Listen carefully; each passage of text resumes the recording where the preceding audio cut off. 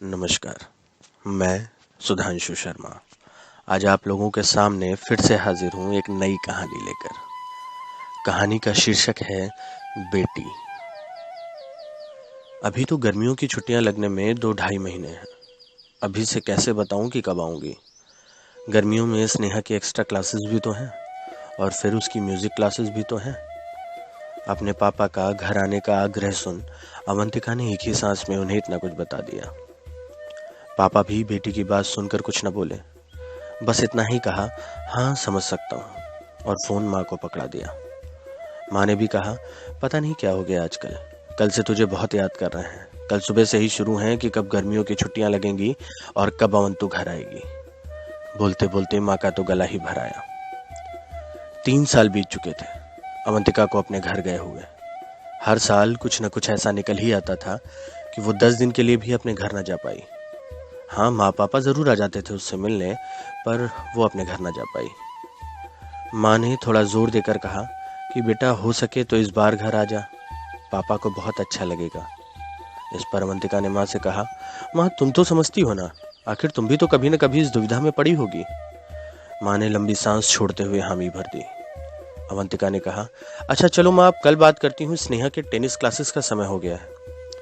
पूरा दिन भागम भाग में निकल गया और रात को थक कर जब वह सोने के लिए अपने कमरे में आई तो सोचा था कि लेटते ही सो जाएगी, पर आज नींद का तो जैसे बैर ही हो गया था उससे।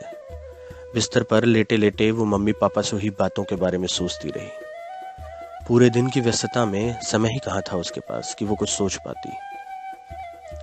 वो सोचने लगी कि कैसे हर बार मम्मी पापा उसके आने की राह देखते हैं, फिर उसके किसी न किसी कारणवश ना जा पाने की वजह से चुपचाप रह जाते हैं।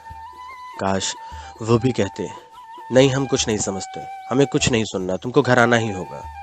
काश अपनी बेटी पर थोड़ा हक वो भी जता पाते। क्यों हर बार वो समझ जाते हैं, क्यों वो कभी जिद नहीं करते हैं। इन्हीं सब बातों के बीच कब उसको नींद लग गई उसे पता ही नहीं चला। सुबह 6 बजे नींद खुली। उसने अपने नियमित काम फुर्ती से निपटाए। स्नेहा को स्कूल भेजा और मयंक को ऑफिस। फिर रोज की तरह एक हाथ में नाश्ते की प्लेट और दूसरे हाथ में माँ पापा से बात करने के लिए फोन उठाया।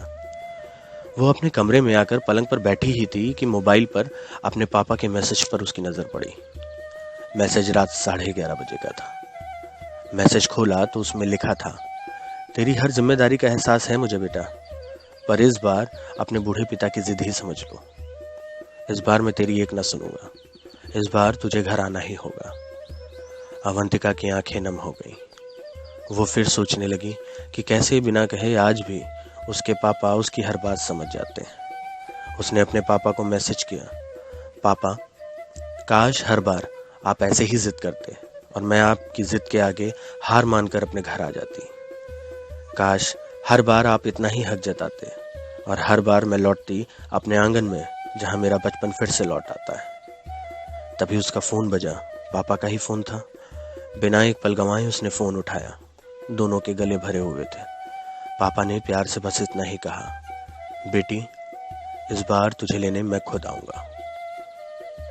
शायद आपको अवंतिका की कहानी अपनी कहानी से कुछ हद तक मेल खाती लगे, तो आइए इस बार अपने बचपन का कुछ हिस्सा अपने मम्मी पापा को लौटा दें। इस बार ना सही, गर्मियों की अगली छुट्टियां अपने मायके में ही बिता दें। थैंक यू दोस्तों, मैं सुधांशु शर्मा आता रहूंगा आप लोगों के बीच कुछ ऐसी ही कहानियां लेकर, कुछ ऐसे ही किस्से लेकर। धन्यवाद।